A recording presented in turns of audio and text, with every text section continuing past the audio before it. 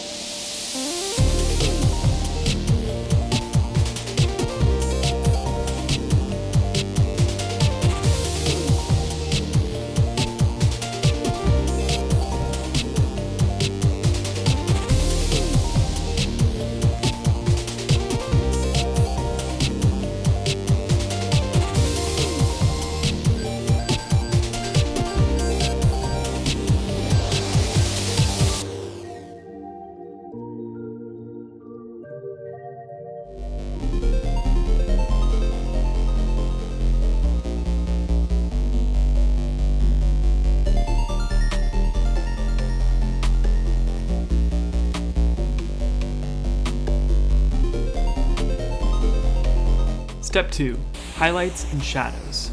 Okay, so now that we have all of our base colors filled in, we're going to add in the highlights and the shadows. This is really going to give our page some depth and give us a really nice polished look. This is something I really struggled with personally, getting right at first, but I've found that the key here is that less is more. So small streaks of really light and really dark color will make the characters jump right off the page. One easy trick I like to use is to imagine that there's a single light source somewhere in one of the corners, and just start penciling in where you think the light would be hitting on the character. Once you're done with the highlights, just do the exact opposite in the shadows. Fill in the spots where you think it would be dark, then we're all set and ready to move on to step 3.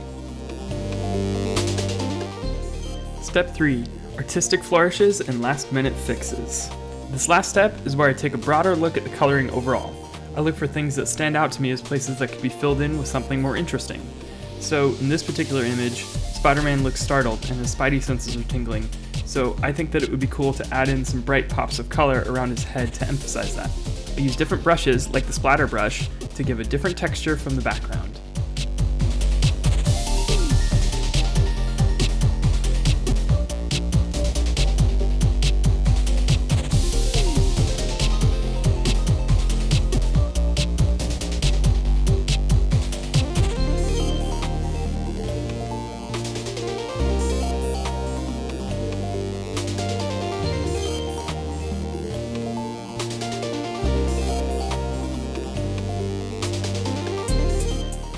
Once I'm done spicing things up, I like to take one last close look at everything and see if there's anything else that I can clean up or make look better.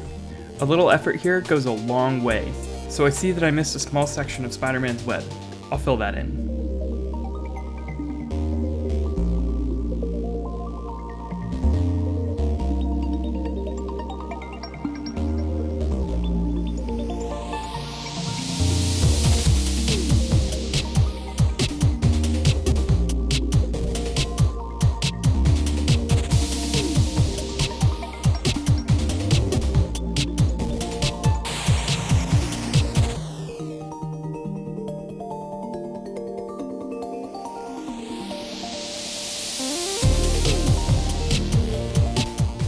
Give this a try with your own art and tag us in it at Pixite Apps. We'd love to see what you make. If you have any other ideas for tutorials you'd like to see next, let us know in the comments below.